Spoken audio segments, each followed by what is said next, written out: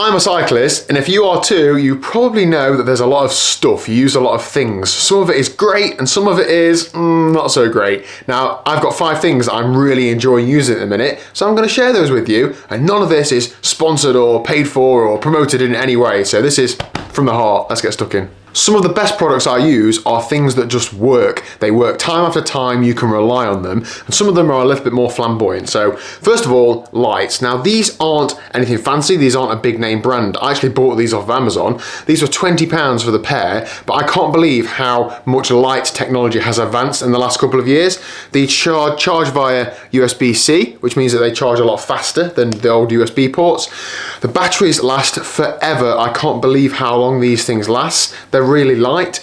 I won't put the strobing light on, but there's 2 sets of lights on this. You can have solid on the top and flashing on the bottom, so you've got it doing 2 jobs. This is 400 lumens on the front, just enough to see if you get caught out, maybe a late night pub stop after a ride or something. So yeah, good pair of lights, rechargeable, never swap the batteries. Now shoes are pretty helpful for cycling. However, what I'm rating at the minute is what's inside of these shoes, and it isn't standard. So inside my shoes, I use some heat molded carbon fiber insoles. And I know what you're thinking, oh, those sounds like a load of buzzwords, and to an extent they are. However, I had all sorts of foot pain, and then eventually went and saw a bike fitter, got some insoles made up, and I can't believe the difference. You sort of don't think about it anymore because my feet just don't hurt anymore. There's a lot of arch support. This is completely solid. This sits in all the right places. It's molded to my feet. The brand of this one is Sidus, but I know there are a lot of other competitors that all do similar things. And it was a gentleman called George Fox who actually sorted these out for me. He was a bike fitter. So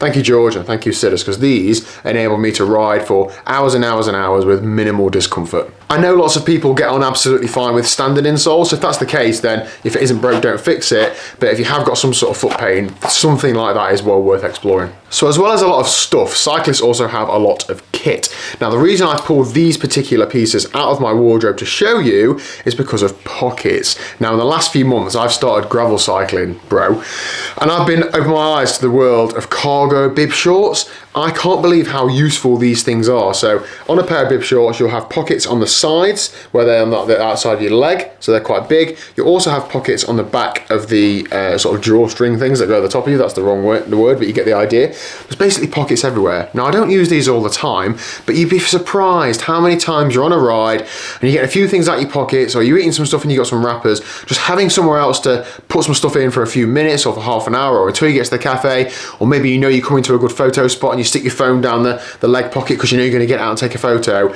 I'm honestly really impressed by bib shorts with pockets in the sides. I've got one pair of Rafa ones and one pair of Castelli ones, and I think because they're not because they are a little bit super niche, they're not actually that expensive. So I'm finding that you can get them pretty competitive price wise because there's not a massive market for them, particularly on the road.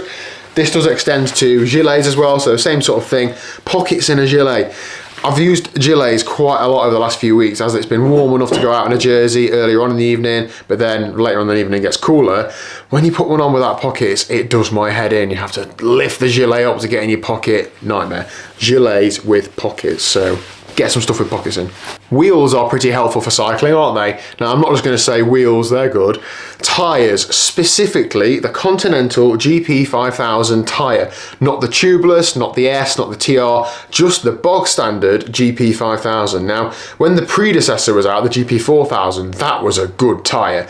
Since the 5000 have come out, it is just like another step onwards. And the bog standard model, the clincher version in 25mm, I find is brilliant. I generally do about 5,000 miles on a pair of these before I swap them, and I can count the number of punctures I have in a year on one hand, or less than one hand in fact. So I really rate these. I use them all year round. I use them in the Peak District. We have some pretty sketchy club routes in honesty on some gravel paths and stuff, and these seem to hold up really well. I'm 90 kilos and I certainly rail the bike through some holes and stuff. So yeah, GP5000s, you can get them for about £30 a tyre now. Sometimes you get them on some deals for about 50 quid for a pair, and I really rate them. So yeah, get some good tyres.